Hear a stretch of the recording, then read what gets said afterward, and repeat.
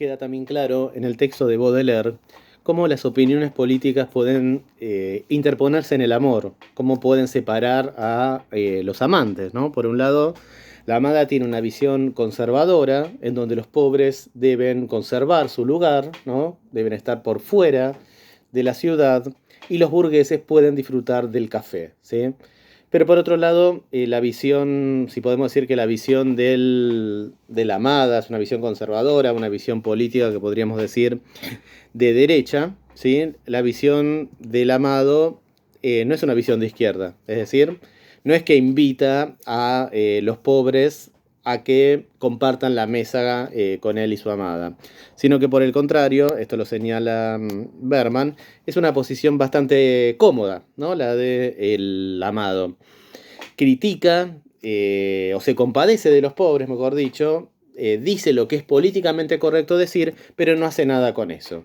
Inclusive, Marshall Berman se pregunta en su análisis del texto de Baudelaire si, de hecho, el amado recibiría en su casa a los pobres o recibiría a sus parientes pobres en su casa, ¿no? O también los echaría, ¿no?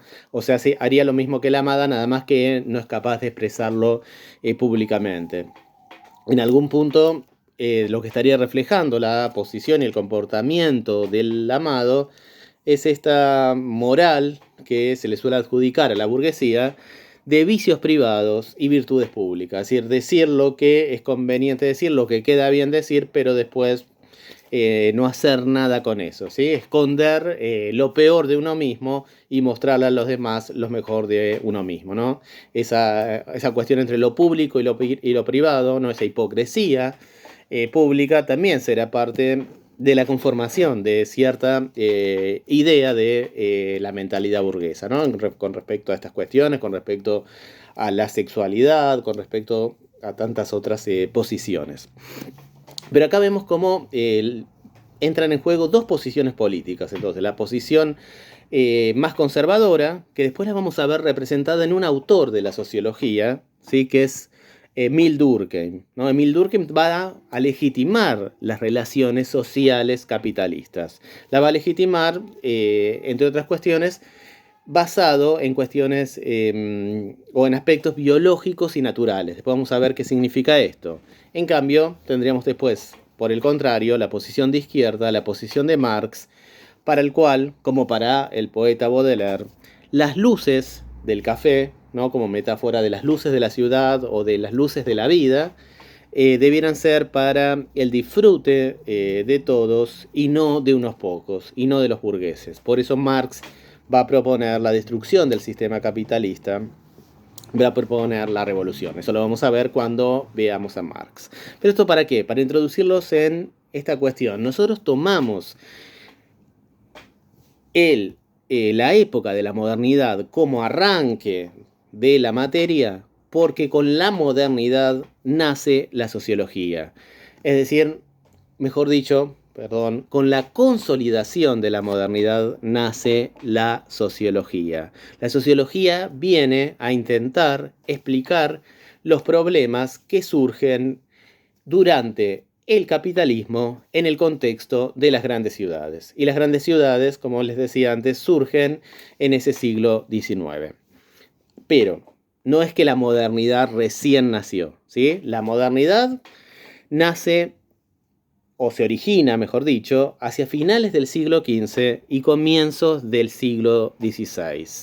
Coincide con el derrumbamiento o la decadencia de los sistemas feudales. La modernidad es la época histórica que le sigue a la Edad Media. Como modo de producción es el capitalismo que se contrapone al feudalismo y además se contrapone en el plano filosófico o del pensamiento a la modernidad porque intenta explicar los misterios de la vida, intenta explicar también las cuestiones sociales, las cuestiones políticas, por medio de la razón. Recordemos que durante la Edad Media, a grandes rasgos, los misterios de la vida, los misterios del conocimiento y del saber, intentaban explicarse por medio de la fe. Entonces lo que hace la modernidad es contraponer la ciencia y la razón con respecto a la fe y la religión, ¿sí?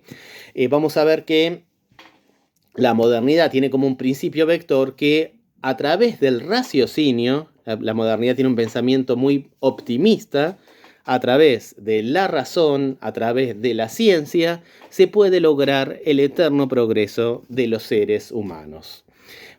¿Cuándo entra en cuestión esta visión tan optimista de la humanidad?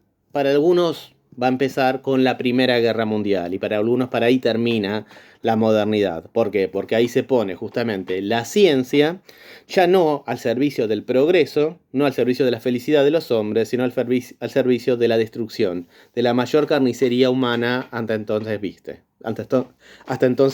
¿sí? Para otros termina, mejor dicho, la modernidad en el siglo XX, en 1945, con la bomba de Hiroshima, porque ahí se ve bien claramente la ciencia puesta al servicio de la destrucción humana, ¿sí? Para algunos, vamos a ver, estamos en una etapa de la modernidad líquida, como Berman, ¿no? Ciertas instituciones que parecían como sólidas en la modernidad, como la familia, el trabajo, la religión, ahora parecen más líquidas, más degradadas. Para otros estamos en el periodo de la posmodernidad. Pero sobre todo, ustedes tienen que pensar esto. La modernidad es una época histórica que comienza con el capitalismo, que tiene como dos hechos muy importantes en el plano técnico y científico, las dos revoluciones industriales, ¿no? Que dan lugar también a las fábricas. En el plano político, la Revolución Francesa, piense por qué. Porque antes, ¿qué se pensaba? Se pensaba que la naturaleza del poder estaba dada por la divinidad, que los reyes eran reyes por poder divino. Ahora no, ahora se vota, ahora es a través del raciocinio, de la razón del pueblo. Es un sistema más racional, no se piensa ya tanto en términos de divinidad como durante la Edad Media, ¿sí? Entonces la Revolución Francesa, al derrocar a los reyes que eran considerados divinos, es considerado como un paradigma propio de la modernidad. Se consolida en el siglo XIX, ¿sí? Y para algunos atraviesa gran parte del XX, ahí hay diferentes discusiones. Pero recuerden, la modernidad tiene como este pensamiento vector que la razón, que la ciencia va a llegar al eterno progreso de los hombres, que toda etapa nueva va a ser superior a la etapa anterior, entre tantas cuestiones.